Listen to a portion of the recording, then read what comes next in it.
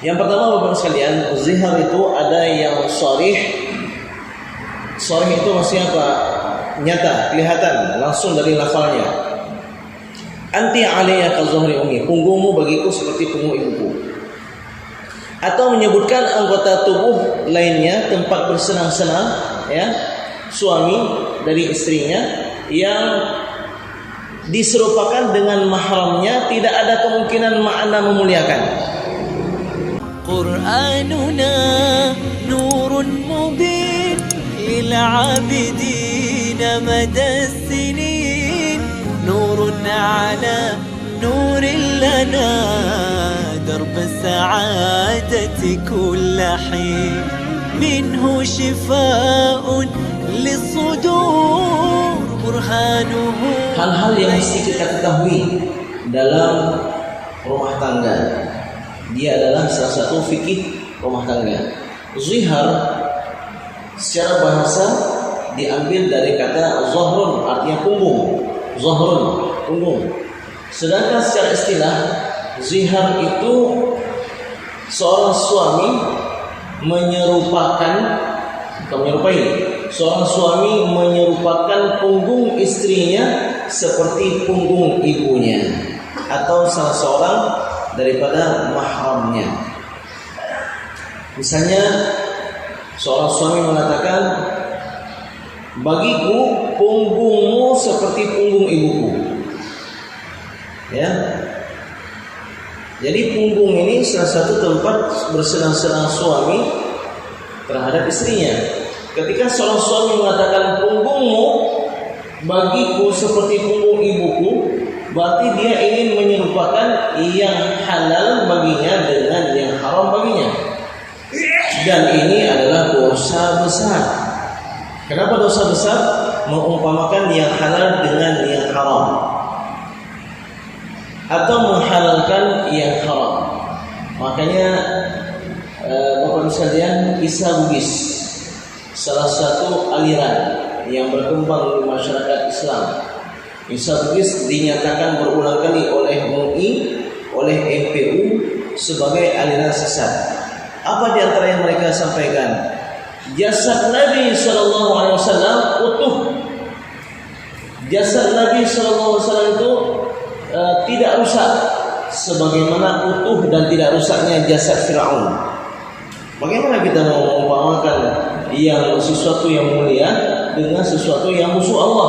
Satu kekasih Allah, satu lagi musuh Allah. Yang satu utusan Allah mengaku sebagai hamba Allah, sedangkan satu lagi mengaku sebagai Tuhan bagi manusia. Jadi makanya Isa Bugis ini banyak yang keterlaluan dalam tutur katanya. Ya, menafsirkan Al-Quran nggak mau pakai tafsir, mau mengikut akal sendiri. Dan ini ada, dan biasanya kalau berbicara itu hebat. Kenapa? Logikanya kuat, tapi logikanya rusak semua disebabkan menentang Al-Quran, hadis, dan juga akhlakul karimah. Jadi bagus sekalian, bagaimana kita mau mengumpamakan atau menyerupakan yang halal istri dengan ibunda kita yang merupakan haram atau mahram bagi kita? Maka ini merupakan salah satu dosa besar. Allah Subhanahu wa taala menurunkan ayat-ayat berkaitan dengan zihar dan kasus pertamanya, yaitu dalam surat Al-Mujadilah ayat 1 hingga ayat ke-4. Ada orang membaca dengan surat Al-Mujadalah. Kurang tepat Al-Mujadalah. Yang betul Al-Mujadilah. Kenapa Al-Mujadilah? Karena nanti dalam ayat tersebut tujadiluka, dia membantahmu. Wazannya itu wazan isim ma'lum. Lebih tepat isim fa'il, mujadilah, bukan mujadalah. Mujadalah itu dibantah. Sedangkan ini dia yang membantah, yaitu kasus seorang wanita yang dizihar oleh suaminya. Dia pun melaporkan kepada Rasulullah SAW. Rasulullah SAW ketika ditanyakan hukum ini, beliau katakan, aku tidak tahu melainkan engkau telah jatuh talak. Wanita ini mendebat Rasulullah SAW, sehingga wanita ini mengatakan, ya Rasulullah, kalau engkau tidak mau dengar apa yang aku adukan, aku akan mengadukan kepada Tuhanmu. Masya Allah. Ya, makanya dikatakan dengan mujadilah, mendebat. Siapakah wanita ini? Dia yang bernama Khawlah bintu Tha'labah. Khawlah bintu Tha'labah punya suami seorang yang hebat juga, bernama Aus bin Samit. Aus bin Samit radhiyallahu anhu suatu hari pulang ke rumah, mungkin dalam kondisi letih, dalam kondisi lapar, menyuruh sesuatu kepada sang istri Khawlah bintu Tha'labah. Khawlah bintu Tha'labah punya anak yang banyak, sibuk mengurus anak sehingga kurang peduli dengan panggilan sang suami. Marah sang suami dan mengatakan, anti alayya ka dhahri ummi, engkau bagiku punggungmu seperti punggung ibuku. Zihar, Bapak sekalian, di kalangan orang Arab jahiliyah, ini salah satu metode untuk menceraikan istri. Bahkan lebih parah lagi, istri dibuat bergantung, tidak jatuh talak habis sehingga bisa menikah sama orang lain, dan juga bukan statusnya sebagai istri bagi suami yang pertama. Jadi berat zihar itu. Ya, orang Arab kalau udah marah kali dia zihar istrinya. Jadi dalam kondisi seperti itu menangis sedih di malam harinya. Aus bin Samit sang suami ingin mendekati istrinya. Khawlah bintu Tha'labah, seorang wanita yang bertakwa kepada Allah, dia katakan, jangan dekati saya. Saya menyesal, saya enggak sadar, saya sedang marah sekali. Jangan dekati saya. Sehingga saya bertanya kepada Rasulullah SAW. Lalu dia mendatangi Rasulullah SAW, tepatnya di rumah Sayyidah Aisyah. Rumah yang sangat kecil, 3x4 meter, bukan 3x4 kilometer, 3x4 meter. Rumah sangat kecil, tapi rumah yang penuh dengan cahaya, rumah yang penuh dengan Masya Allah, ya, cahaya dari sana keluar menerangi dunia. Kita kadang rumah besar, tapi tidak ada cahaya yang keluar, ya, yang ada pertengkaran saja.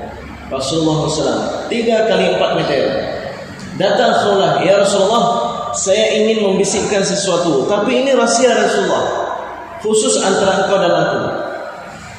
Rasulullah katakan, wahai Aisyah, sudut sana, sudut 3x4 meter rumah, ya kan? Tetap berusaha ingin mendengar Sayyidah Aisyah apa sedang dibisikkan oleh Khawlah. Tapi Khawlah membisikkan dengan bisikan yang sangat kecil. Aisyah mengatakan, aku tidak tahu apa yang bisikan. Sudah aku berusaha dengar juga.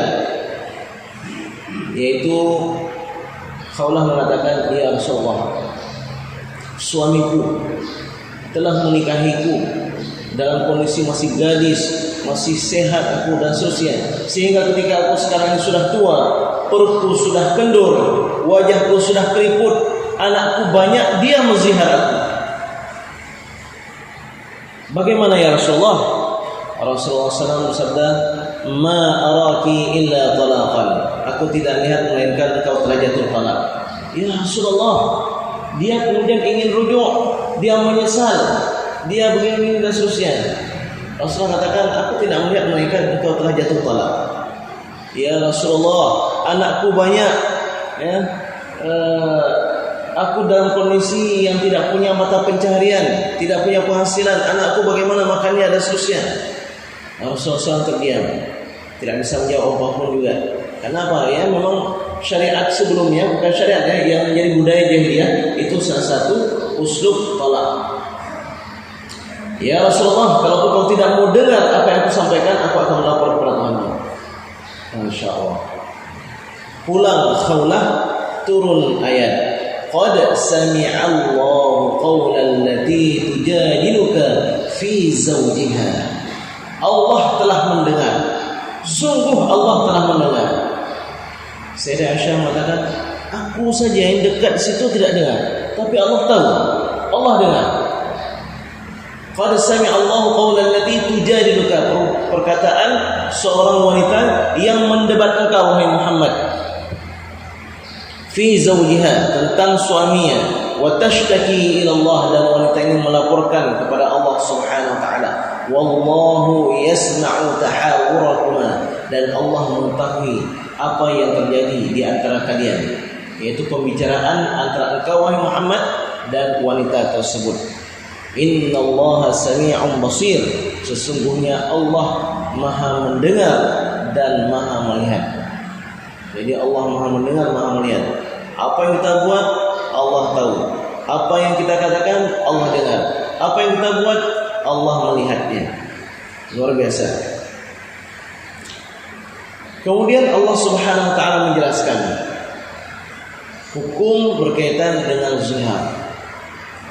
Alladzina yuzahiruna min nisaihim, alladzina yuzahiruna minkum min nisaihim, wa orang-orang yang menzihar istri-istri mereka, ma hunna ummahatihim, padahal istri mereka bukanlah ibu-ibu mereka.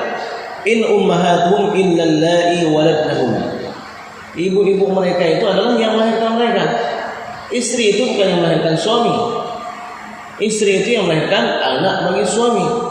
Jadi mengapa kalian mengumpamakan istri kalian dengan ibu kalian? Wa innahum la yaquluna munkaran minal qawli wa zura, sesungguhnya orang-orang yang menzihar istri mereka, yang mereka ucapkan itu adalah mungkar, dosa besar, wa zura, dan sebuah kedustaan. Wa innallaha la'afuwun ghafur, dan Allah Maha Pemaaf dan Maha Pengampun bagi mereka yang sadar dan mau bertaubat kepada Allah Subhanahu wa taala. Walladzina yuzahiruna min nisa'ihim thumma ya'uduna lima qalu, dan orang-orang yang menzihar istri mereka kemudian ingin menarik ucapan mereka, ingin menarik kembali ucapan mereka, maka kafaratnya adalah fatahriru raqabah, maka dia harus memerdekakan seorang budak min qabli ayyatamassa, sebelum sang suami dan istri ini kembali bercampur. Dzalikum tu'aduna bih, hal yang demikian kalian diberikan nasihat oleh Allah Subhanahu wa taala. Wallahu bima ta'maluna khabir, dan Allah Maha tahu terhadap apa yang kalian lakukan. Maksudnya jangan sampai kalian menyentuh istri kalian sebelum kalian bayar kafarat. Kalau kalian sentuh istri kalian sebelum kalian bayar kafarat, Allah Maha tahu. Ini sebuah ancaman bagi orang yang bertakwa, yang beriman. Takut dia ada ucapan seperti ini. Tapi bagi orang yang tidak ada iman, lemah imannya, faman lam yajid, bagaimana kalau seandainya kita enggak dapat budak? Allah memberikan solusi. Bagi siapa yang tidak mendapatkan budak, fasiyamu syahraini mutatabi'aini, maka kafaratnya yang kedua, kalau enggak sanggup membebaskan budak, berpuasa 2 bulan berturut-turut min qabli an yatamassa, sebelum keduanya kembali bercampur. Maka kafaratnya puasa 2 bulan berturut-turut, enggak boleh selang 1 hari. Selang 1 hari, baik karena sakit, karena musafir, atau karena apa, sehat, nanti ulang lagi. Belum dihitung. Udah 2 bulan Ustaz, kurang 3 hari. Rupanya hari tersebut hari raya, batal, ulang lagi. Harus dihitung betul-betul. Jangan sampai salah hitung, ulang lagi. Ini 1 bulan ya, 1 bulan Ramadan enggak mampu kamu jaga, Allah berikan hukuman 2 bulan. Tujuannya jangan sampai bertemu dengan Ramadan berikutnya melakukan hal yang serupa. Bagi yang tidak sanggup berpuasa, tidak sanggup di sini karena apa? Karena sakitnya sulit untuk berpuasa, dan kata dokter sakitnya ini sulit untuk sembuh. Atau orang yang sudah tua tidak sanggup lagi berpuasa, orang seperti ini keringanan dia dapatkan apa? Faman lam yastati' fa it'amu 60 miskina, dia memberi makan kepada 60 orang miskin. Setiap miskin 1 mud, 680 gram beras. Dzalika litu'minu billahi wa rasulih, Hal demikian Allah sampaikan agar kalian semakin beriman kepada Allah dan Rasulnya. Wa tilka hududullah, dan itu adalah batasan-batasan dari Allah Subhanahu wa taala, jangan kalian langgar. Walil kafirina azabun alim, dan bagi yang tidak beriman dengan hukum ini, tidak mau menjalankan syariat ini, azabun alim, azab yang sangat pedih. Jadi dengan demikian dapat kita fahami, orang yang menzihar istri mereka, kafaratnya 3 secara tertib. Tidak boleh kedua sebelum yang satu dinyatakan tidak mampu. Tidak boleh yang ketiga sebelum yang kedua dinyatakan tidak mampu. Yang pertama, memerdekakan budak. Yang kedua, berpuasa 2 bulan berturut-turut. Dan yang ketiga adalah memberi makan kepada 60 orang fakir dan miskin. Yang pertama, Bapak sekalian, zihar itu ada yang sharih. Sharih itu maksudnya apa? Nyata, kelihatan, langsung dari lafalnya. Anti alayya ka zuhri ummi, punggungmu bagiku seperti punggung ibuku. Atau menyebutkan anggota tubuh lainnya, tempat bersenang-senang, ya, suami dari istrinya yang diserupakan dengan mahramnya, tidak ada kemungkinan makna memuliakan. Ya, maka itu menjadi zihar. Lafal yang kedua, lafal ghairu sharih, tidak jelas, kinayah, perlu kepada niat, yaitu penyebutan anggota tubuh yang di dalamnya memiliki makna memuliakan. Seperti apa? Matamu bagiku seperti mata ibuku. Maksudnya apa? Sebagaimana aku memuliakan pandangan ibuku, tidak ada yang dilihat melainkan yang baik-baik, maka begitu juga dengan matamu. Termasuk juga tangan, ya, termasuk juga wajah. Wajahmu bagiku seperti wajah ibuku. Aku sangat memuliakan wajah ibuku. Tangan begitu juga, kalau seandainya dia masukkan kemuliaan. Jadi anggota tubuh yang ada makna memuliakan, yaitu wajah, ya, tangan, mata, itu tidak dihukum zihar.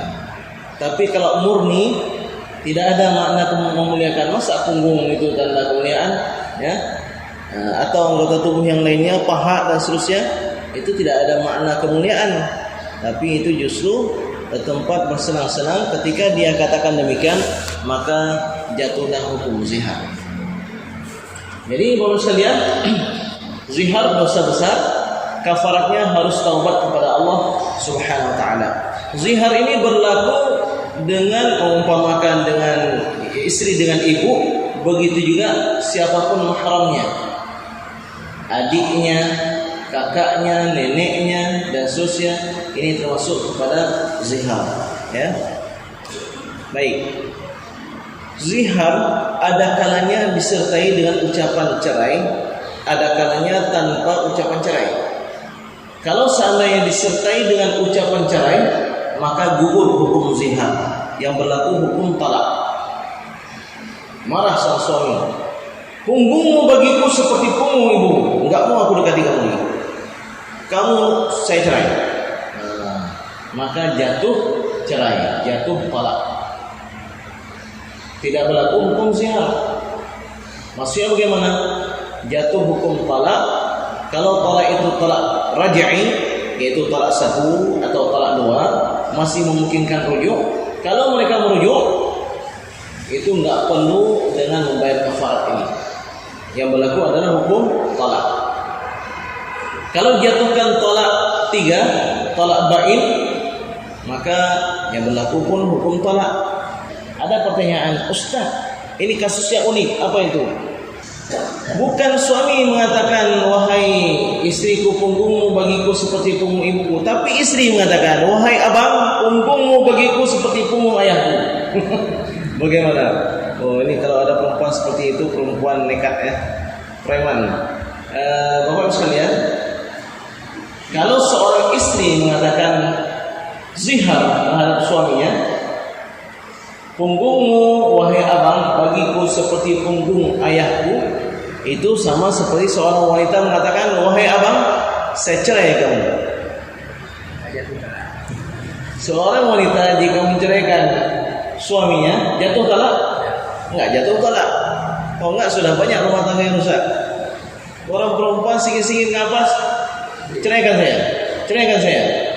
Allah Subhanahu wa taala Maha bijaksana memberikan kata suci ini atau kata yang mengandung hukum ini hanya bagi laki-laki. Sama seperti nikah. Nikah nggak boleh seorang perempuan datang mendatangi kita atau mendatangi wali kita, Pak, nikahkan anak bapak untuk saya. Lalu datang ke saya nikahkan putra saya, ya fulan, untuk kamu wahai Hindul, ya, atau siapa gitu, dengan mas kawin sekian. Saya terima nikah anak bapak, nikah putra bapak untuk saya. Enggak berlaku. Maka sebagaimana dalam nikah harus ucapan laki-laki, begitu juga dalam perceraian, begitu juga dalam zihar. Pertanyaannya, Ustaz, kalau seandainya sudah dizihar, apakah itu dianggap jatuh talak satu? Tidak. Sehingga diucapkan talak. Nah, kalau sudah diucapkan maka baru jatuh talak. Kalau diucapkan talak satu atau talak dua, maka itu talak raj'i. Engkau telah aku cerai. Engkau telah aku cerai. Engkau telah aku cerai. Apa maksud 3 kali ini? Apa maksudnya? Talak 3. Nah, itu jatuh 3. Apa maksud engkau? Aku ceraikan dia. Maksudnya cerai 1 atau cerai 3? Cerai 1. Jadi kenapa sampai 3 kali? Untuk menguatkan. Karena begitu marah disebutkan berulang kali, tapi maksudnya talak 1. Ya, itu diterima, jatuh talak 1. Tapi kalau hatinya jatuh talak, ingin jatuhkan talak 3, lalu dia ucapkan talak 1, ya. Tapi dalam hati